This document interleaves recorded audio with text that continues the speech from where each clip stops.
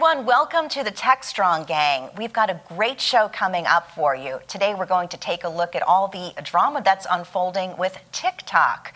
That's right, ByteDance answers back. Plus, U.S. regulators are taking a close look at AI's influence on crime. And this week it's KubeCon Europe. We'll tell you what we can expect ahead this week in Paris. Plus, chatbots. Are they liable for their behavior? We'll answer that question. And of course, this week we're also watching the green movement of green software. Big events happening in that space in sustainability. Stay with us. The Techstrong gang is straight ahead.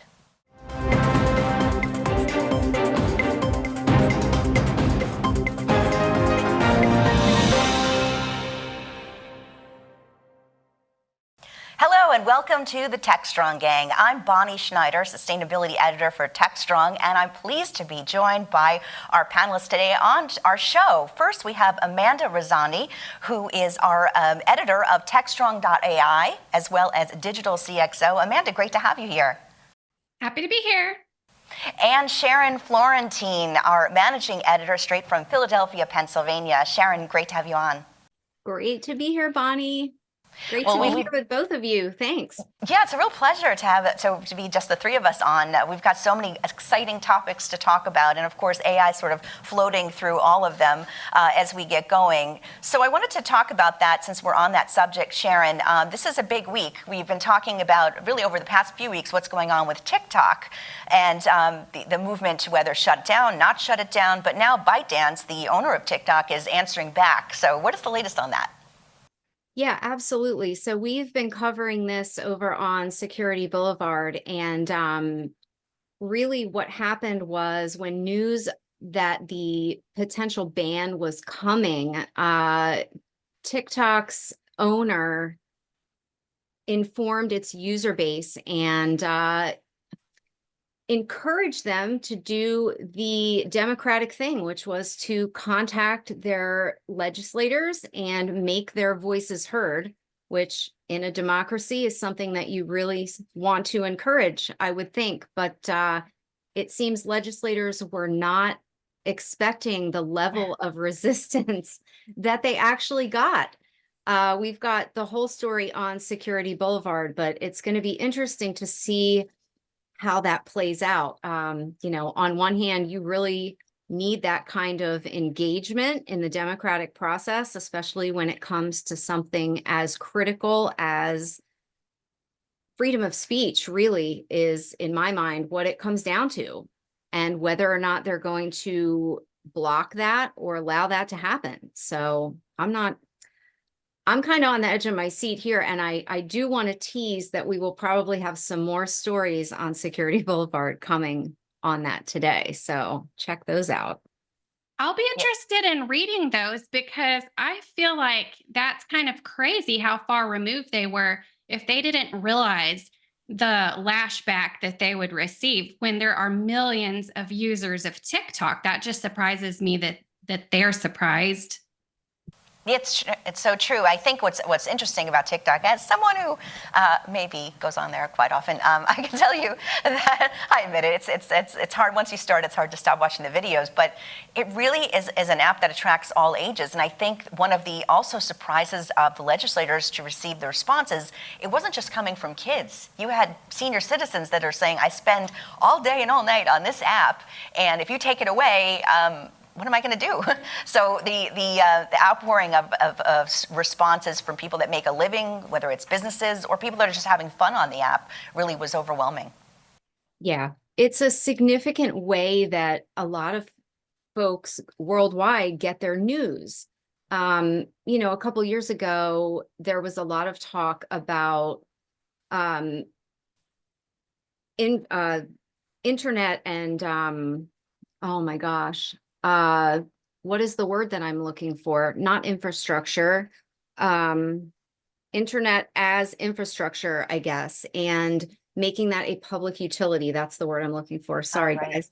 And, you know, most people around the world have mobile phones, and that's how they access information, and especially through apps like TikTok. So taking that away leads to a less informed populace. Yeah, I mean, What do you think, Amanda? I mean, is it just TikTok, or can we say something similar about Facebook, Instagram? You know, there's a lot of apps that we're spending time on, but I guess this one is the controversy, or who the owners, and that there might be a foreign influence to it. That's right, Bonnie. I haven't read a ton of information on it to have all the details, but I know their concern is the country that's behind it and the data being collected and what that data is being used for. But in my opinion, and I think many people feel the same way. Our data is out there all over the place. I'm basically just an open book of data along with millions of other people. So, Right. Yeah. If they're going to restrict the types and kinds of data that, say, ByteDance can collect and then what they can do with it, why would they not also apply that to US owned companies like Facebook, Instagram, you know, all of those social media? You can't, in my mind, you can't apply it to one and not to the others. Yeah, and I think that that's been, you know, on both sides of looking at whether it's people criticizing this bill or people that are for it are wondering, what does it mean? What's the big picture? You know, there are some people that are for banning TikTok per se, but not the other social media platforms. And if that's the case, is that what the bill is saying? Or is this just something we need to get done right away? There's a lot of folks, legislators are saying this is urgent because it's an election year in 2024, and we want to have a handle on social media.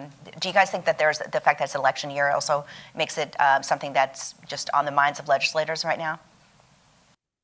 I do, for sure. And I've seen some chatter about, you know, of all of the issues that are top of mind for folks in this country, this is the one that Congress chooses to come together and find a bipartisan solution for.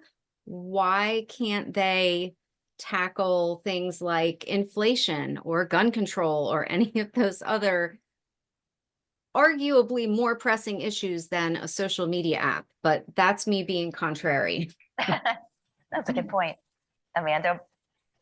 yeah, I concur. No, that's good. You know, and we're on the subject of our legislators, what's happening with our government.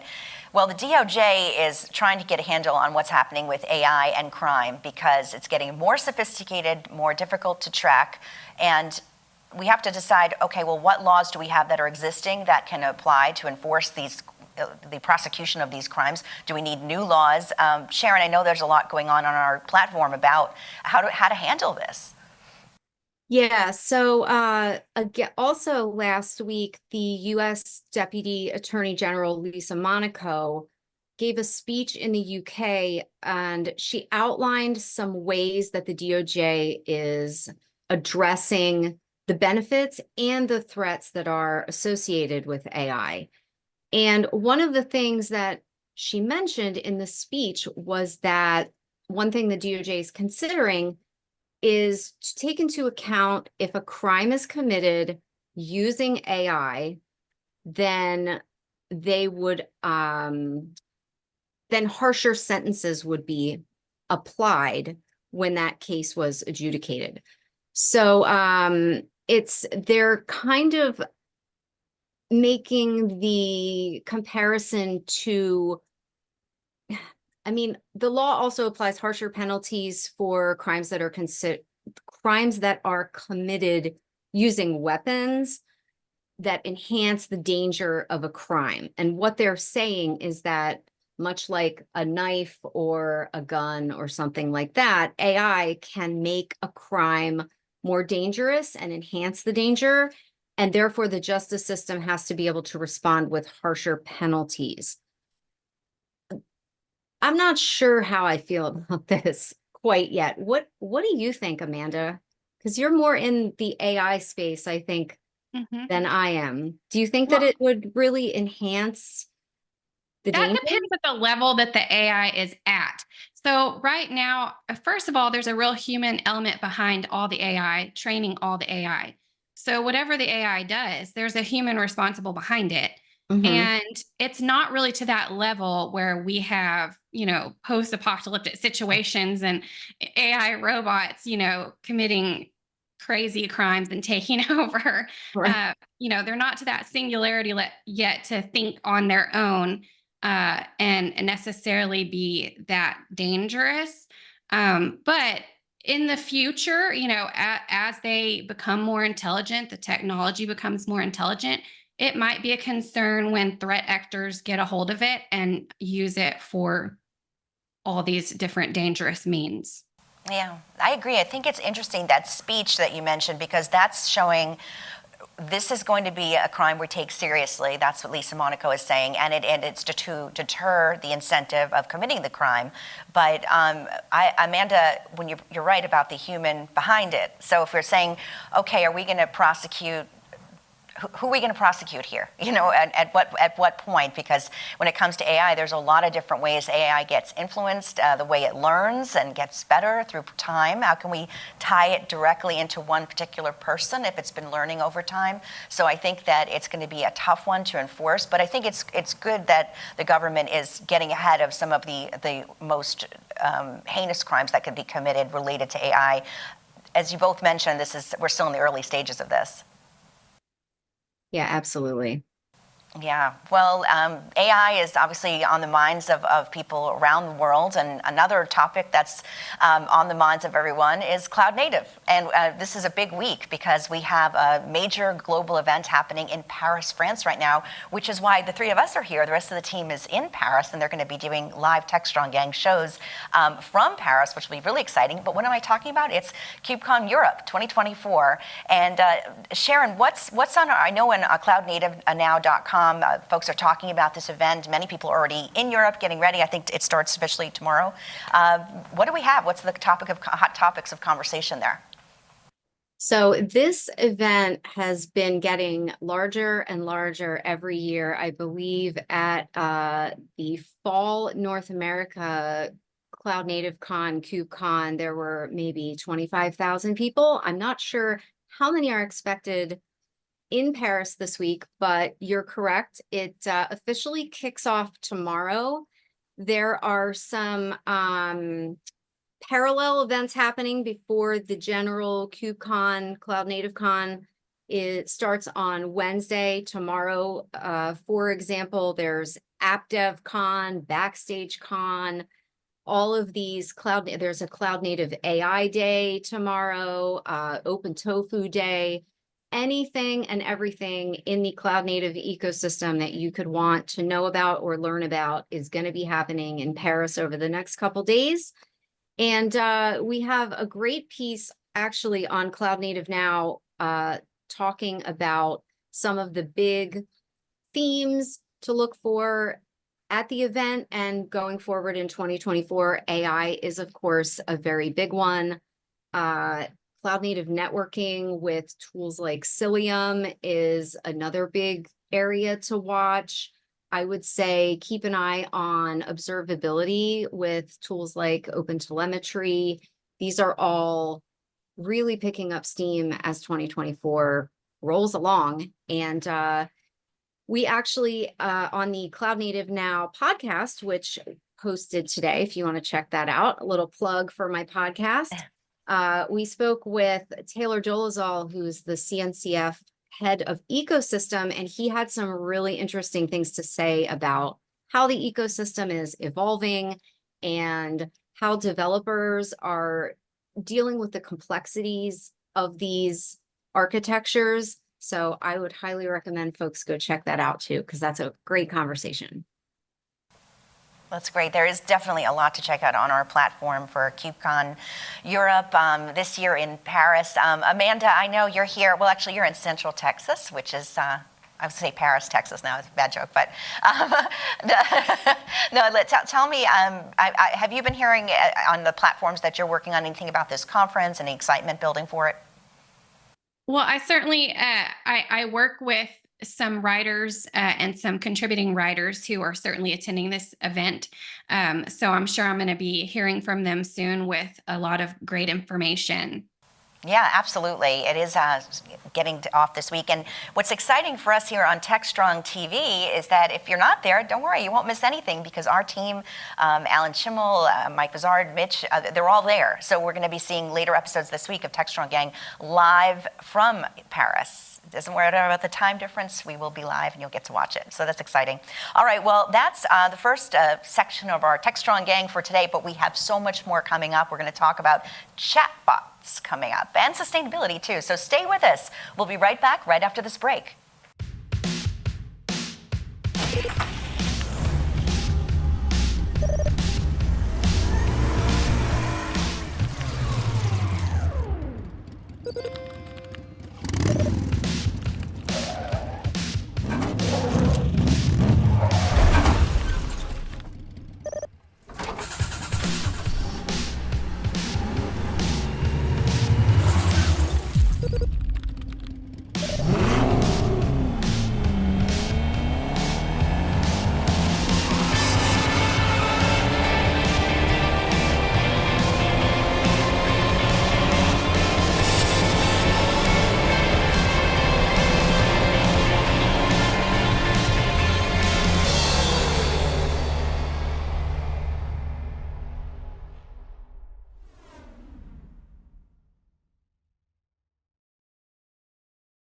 Welcome back, everyone, to the Techstrong Gang. I'm pleased today to be joined by our panel. We have Amanda Rosani.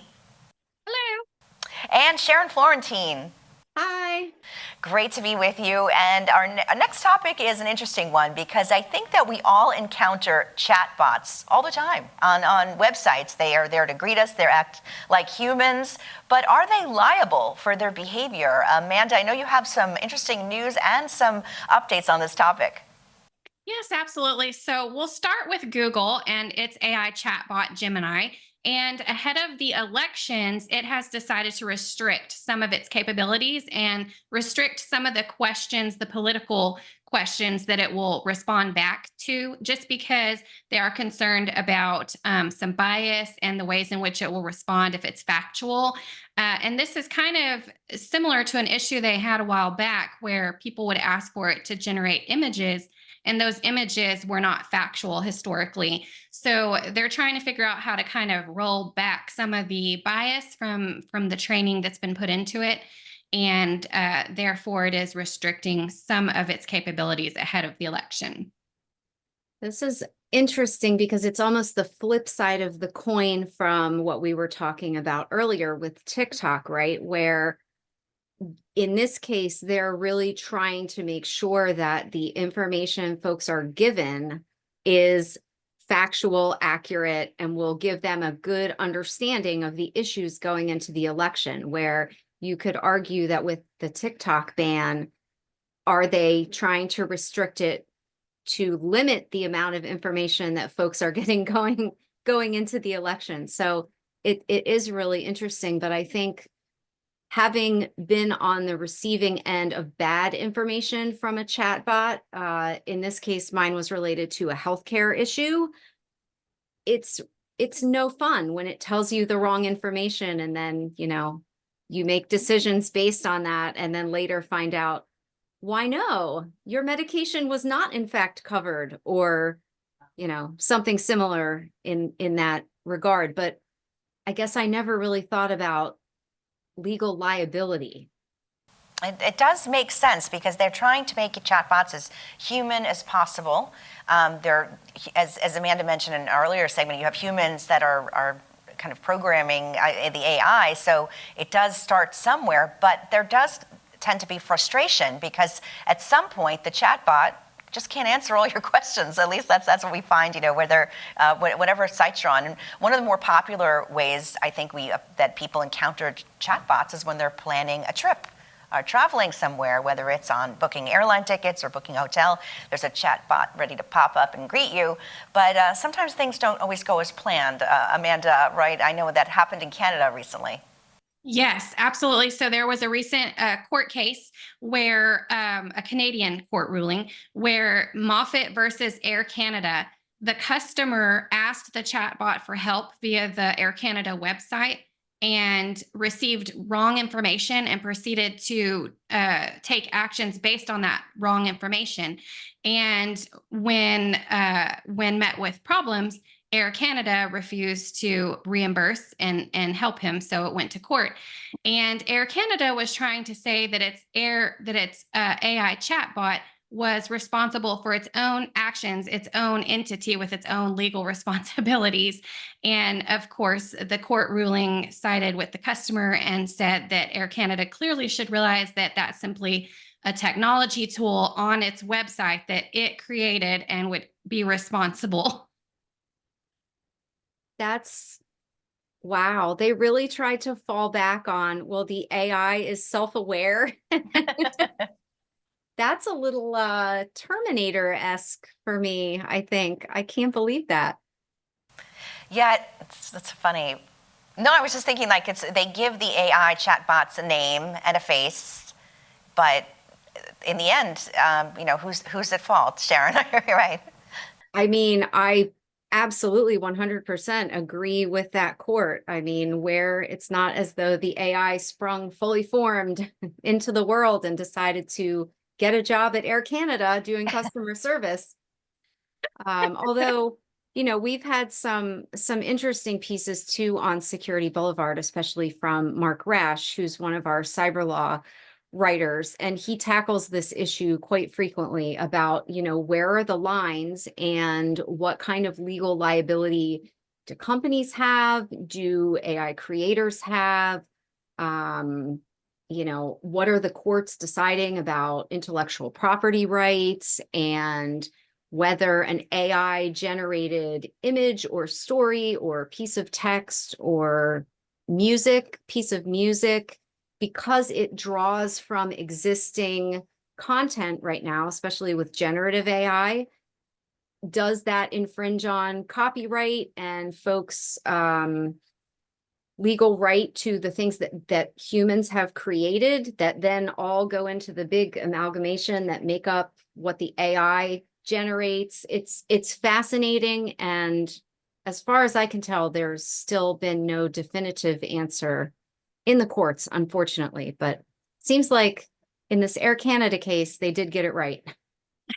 Absolutely. I think it's so funny, but it does raise a question about the future, which I think is a long time away, when we have AI able to think and act for itself. But at that point, when it comes to that point, do you trace it back to who was responsible initially for training the AI? And there's so many people training the AI Right. in the first place. Who gets the blame if the AI does go wrong in the future when it is thinking by itself? And sometimes when it does that, I know this has happened to me using AI. It'll say something and I'll say back, where did you get that statistic or fact? And then the AI will be like, well, I made it up.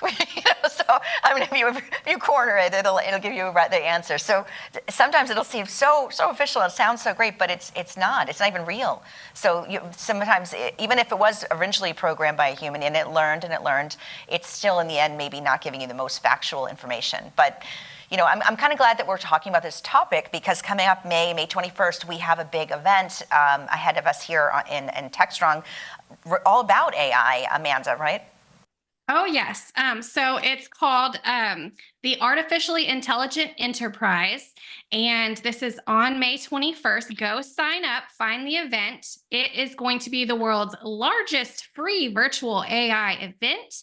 We have so many speakers, and one of our speakers is Mark Hinkle, who is also a contributing writer to our site. And he has an article on Techstrong AI about things to consider when it comes to AI adoption. So some of the top things to consider that are holding people back would be identifying use cases for the AI. That's the biggest one at the top. Next is legal concerns, which clearly makes sense. And the third is company culture, not seeing the need for why they need to implement AI. And then you've got risks that people are concerned about. So unexpected outcomes makes the top of that risk list. And then security vulnerabilities and safety. and then fairness and bias and ethics, which we've already talked a little bit about today.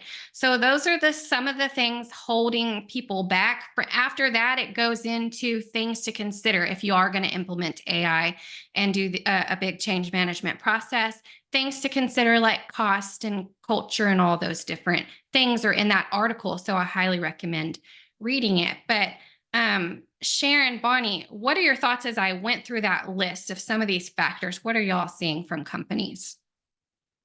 I mean, definitely the risks part is huge, especially like I was saying, especially with generative AI in software development, for example, before a generative AI tool can write software, it needs examples to pull from. And so data security and accuracy is huge. Where is that data coming from? Is it coming from a public repository? What company, what developer put that there? Is it even correct? Is the tool going to spit out lines of code that work? Is it not? And also importantly, even if the code works, is it secure? Is it vulnerable to exploitation by cyber attackers? All of those things. That really resonated with me.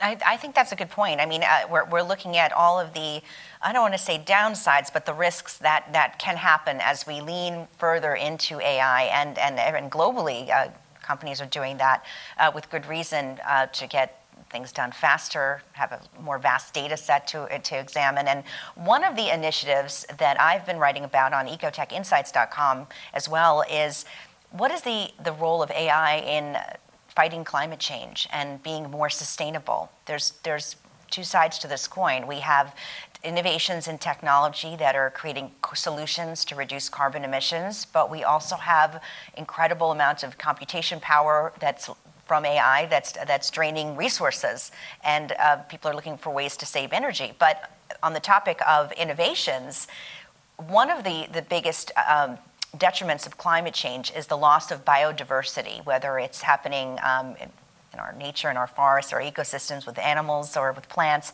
but it's also happening beneath the sea. And preserving marine biodiversity is also very key in sustainability. And Amanda, I know you've been following this in terms of what AI can do to preserve marine biodiversity.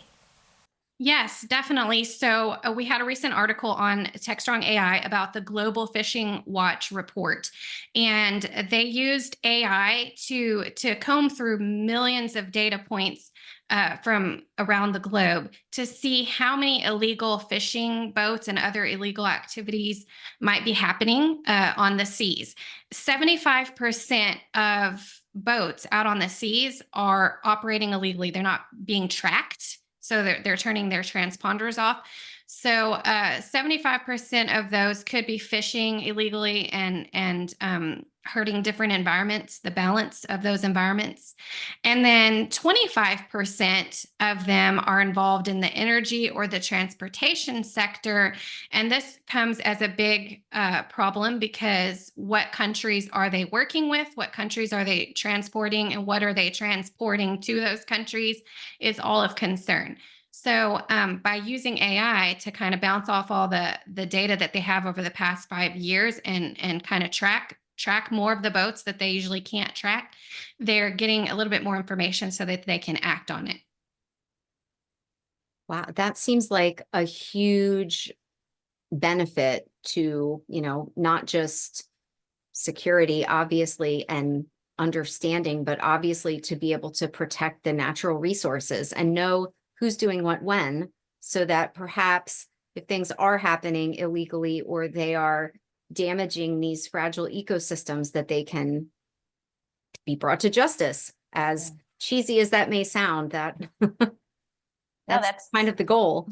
I agree. It makes sense. And, it's so interesting tracking marine life and biology and what's been happening as we face global warming. We're seeing different species of fish and wildlife occurring in places that we didn't see it before. As the warmer water, even deep beneath the sea, can travel to further northern latitudes. So there's a lot to learn with AI and the data that we gather in how climate change is affecting marine life, how climate change is affecting water temperatures, which influence our weather patterns. So there's a big global picture that's happening. And of course, anything that's creating transparency is good too, as Amanda mentioned, with who's fishing for what, where, and where's it being transported, to kind of keep an eye on that. I didn't realize that statistic that you mentioned. That was interesting about how many fleets or how many people are out there that we don't even know about. So AI is turning the tables in so many different ways.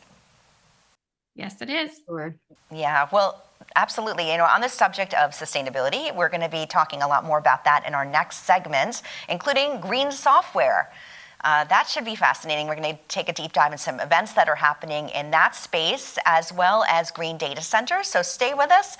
The Techstrong gang is coming right up.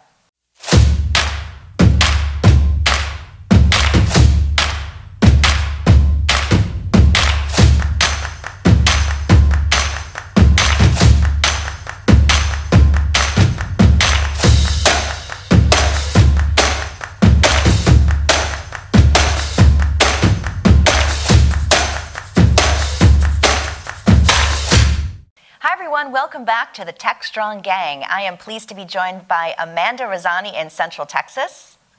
Hello. Hi, Amanda, and Sharon Florentine in Philadelphia, Pennsylvania. Hello. Great to have you both here. And today we're all now continuing with our great show. We've been talking a lot about AI, and I want to move into a different gear and talk a little bit about sustainability, because today, straight through April 8th, there's a new event that's happening with the Green Software Foundation. Many of our viewers are involved in green software, and Green Software Foundation is doing a hackathon. It's the Carbon Hack 24 event, hosted, as I mentioned, from the Green Software Foundation. And they're going to be exploring different ways we can code and just be able to develop software in a more sustainable way. And they're also introducing a new tool that they have called the Innovative Impact Framework, which is a tool that's aimed to mitigate and measure carbon emissions. And it's interesting covering this on Ecotech Insights, because I just did an interview with Asim Hussain, who's the executive director of the Green Software Foundation, and that you can watch today on Techstrong TV. It'll also be on ecotechinsights.com. And Asim is based in the UK, and it seems like over there, it's almost ahead of the curve, I'd say, than what we're experiencing in the US, but the interest in green software is growing. Sharon, I'm wondering if you're seeing that on the platforms and on Techstrong. I absolutely am, Bonnie. There is a huge push, at least from the folks that I'm talking to, not just from figuring out how to make software more sustainable, but in the data center too. They're a huge, huge source of energy. Obviously, they need a huge amount of energy to run. They require a lot to cool, and figuring out how to do that sustainably is one of the biggest challenges that companies are facing. In fact, it's not even just with software and with data centers, but even into finance and even things like blockchain, Bitcoin, Ethereum. There was a big to-do last year when Ethereum did what they called the merge, which is when they moved to a much more carbon friendly, I guess that's not really the term though, is it, Bonnie? Not carbon friendly or carbon neutral way of generating Ethereum. I am not the expert there, obviously, so. No, I mean, the object is, to emit as little as possible, or get to carbon zero, where they're not emitting anything. Amanda, are you also seeing this on Techstrong AI, and of course Digital CXO, where you're talking to a lot of corporate leaders that are, I think, now having to deal with new mandates and that are putting out compliance issues when it comes to sustainability? Most definitely. It's certainly a big focus of business leaders to reduce this carbon footprint and reduce the energy output. And also, with AI coming into the picture and some of the technology implementations, there's a big technical waste too, and what to do with, all the old technology as well. So there's a lot of different points to consider. And I think, there's a lot of moving parts in order to get there, and it's going to take a little bit of time. It can't just be done with the snap of fingers. It's going to take some time, just because there's many different teams that have to work together. There's issues of the cost and the culture of the company, bringing everybody together to work toward the same values and goals and be in alignment. I agree with that. And it's just coming more to the forefront. Just last week, the SEC finalized rules where public companies have to do mandatory disclosures on the carbon that they're emitting. So, for example, direct emissions, that's scope 1, indirect emissions, scope 2, but the rules were adjusted to, in certain cases, have to report scope 3 emissions. So scope 3 emissions are those indirect emissions that can be found throughout the process of a supply chain involuntarily as well. But of course, there's been pushback on both sides, and certain states are pushing back on this legislation, saying, well, does the SEC really have the right to mandate these rules? But in any case, it is just bringing about more awareness to businesses and the carbon that they're releasing. How are they measuring it? How are they tracking it? I think that with Techstrong in general, we have a lot of people that work in IT that are watching us, and it seems that wherever you're in a small business, a large business, when it comes to looking at carbon emissions, all eyes go to the IT department. What are you guys doing? What's your plan? Sharon, are you finding that as well? Yes. And one thing that I'm noticing is there is also a huge push toward observability and being able to, in a purely software focus, be able to tell what your application is doing using metrics, logs, traces, and especially with the move toward cloud native computing with distributed tracing, which is much more complex and difficult. But one thing that folks seem to be doing is adding carbon metrics and energy usage metrics into their observability platforms. So you can track how much energy a certain application is using. How does that contribute to the company's overall footprint? What can you do to reduce it? And, as companies spin up cloud instances, that they also need to monitor that, not just for energy, but for cost. And so all of these things are kind of converging, you're exactly right, on the IT department to solve. But I think we can do it. Yeah, I think so too. I think that a lot of organizations have very ambitious goals for 2030, for example. Amanda, you were mentioning that a lot of executives, digital CXO, and also in Techstrong AI are looking for ways throughout probably their entire work process, right, in terms of reducing carbon emissions and being more energy efficient.